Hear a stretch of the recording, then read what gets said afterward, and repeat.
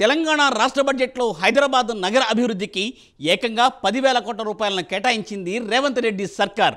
నగర అభివృద్ధిపై ప్రత్యేక ఫోకస్ పెట్టింది రాష్ట్ర ప్రభుత్వం. మూసీ నది సుందరీకరణ, హైడ్రాతో సహా ఓఆర్ఆర్ ప్రాజెక్టులకు పెద్ద ఎత్తున కేటాయింపులు చేసింది ప్రభుత్వం. రాష్ట్రంలో బీఆర్ఎస్ ప్రభుత్వం పోయి కాంగ్రెస్ ప్రభుత్వం అధికారంలోకి వచ్చిన వెంటనే రియల్ ఎస్టేట్ వ్యాపారం జోరు తగ్గిందన్న ప్రచారం జరిగింది గతంలో. ఈ ప్రచారానికి అడ్డుకట్ట వేయడానికి రేవంత్ రెడ్డి బడ్జెట్లో పెద్ద ఎత్తున నిధులను కేటాయించి హైదరాబాద్ అభివృద్ధికి తాము కట్టుబడి ఉన్నామన్న సంకేతాలను పంపించారు. ఇప్పుడు దీంతో హైదరాబాద్ నగరంలో రియల్ ఎస్టేట్కు ఎటువంటి ఢోకా లేదన్న టాక్ వినిపిస్తోంది. ఇప్పుడు హైదరాబాద్ బడ్జెట్పై ప్రత్యేక కథనం ఇప్పుడు చూద్దాం.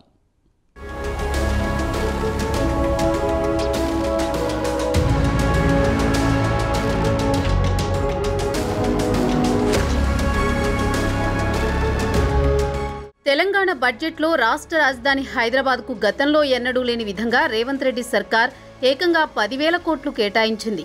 హైదరాబాద్ మహానగరం అభివృద్ధిపై తెలంగాణ ప్రభుత్వం ప్రత్యేక దృష్టి సారించింది. రాష్ట్ర బడ్జెట్లో నగర అభివృద్ధికి భారీగా నిధులు కేటాయించింది.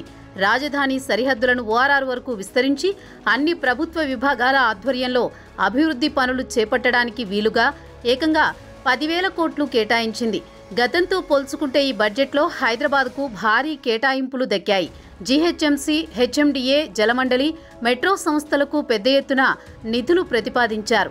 మూసీ సుందరీకరణకు తొలిసారి 1,500 కోట్లు కేటాయించడం ద్వారా ఈ ప్రాజెక్టు పట్టాలెక్కనుందన్న నమ్మకాన్ని రేవంత్ ప్రభుత్వం కల్పించింది. బడ్జెట్లో కేటాయించిన నిధులన్నీ సకాలంలో విడుదల చేస్తే నగరంలో భారీగా పనులు చేపట్టడానికి అవకాశం ఉంటుందని అధికారులు చెబుతున్నారు.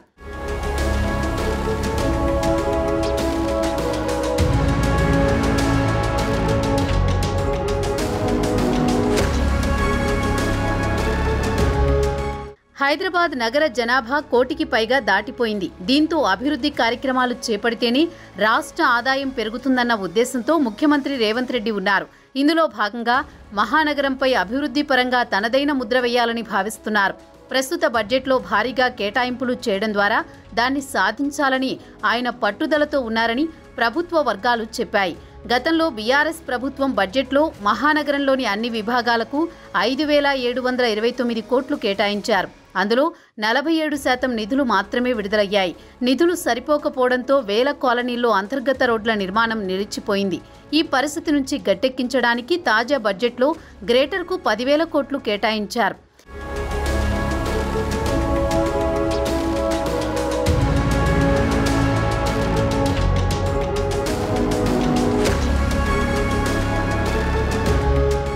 ఈ 10,000 కోట్లలో జీహెచ్ఎంసీకి 3,065 కోట్లు, జలమండలికి 3,385 కోట్లు, మెట్రోకు 1,100 కోట్లు ప్రతిపాదించారు.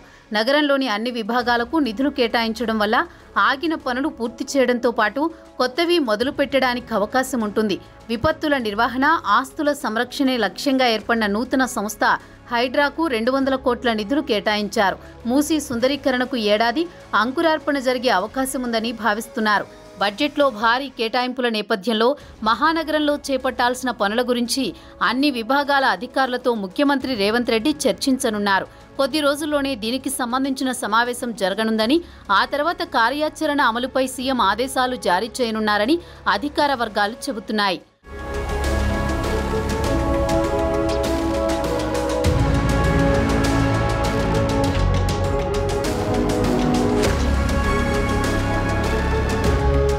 బడ్జెట్లో గతంలో ఎన్నడూ లేని విధంగా 10,000 కోట్ల రూపాయలు కేటాయించడంలో వల్ల రాజధాని హైదరాబాద్కు మహర్దశ పడుతుందని చెప్పవచ్చు.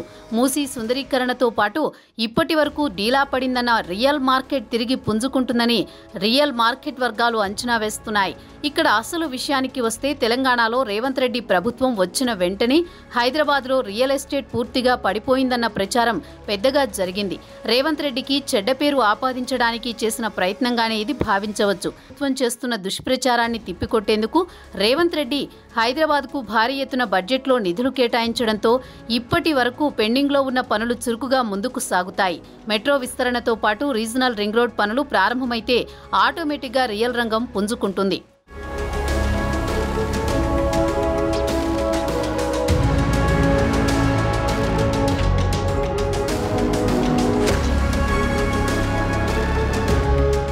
ఇక్కడ మరో అంశం ఏమిటంటే ఇటీవల ముగిసిన శాసనసభ ఎన్నికల్లో హైదరాబాద్లో బీఆర్ఎస్ పెద్ద ఎత్తున సీట్లు గెలుచుకుంది.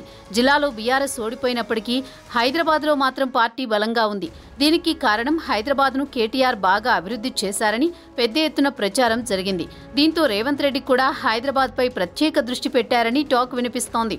జీహెచ్ఎంసీపై కాంగ్రెస్ జెండా రెపరెపలాడించేందుకు ఇప్పటి నుంచే ప్రయత్నాలు మొదలు పెట్టారన్న గుసగుసలు వినిపిస్తున్నాయి. మొత్తానికి హైదరాబాద్పై రేవంత్ ప్రత్యేక శ్రద్ధ చూపడం పట్ల నగరవాసులు రేవంత్ను యంగ్ డైనమిక్ సీఎం అంటూ ప్రశంసలతో ముంచెత్తుతున్నారు. మరి భాగ్యనగరం రాత మారుతుందా లేదా వేచి చూడాల్సిందే.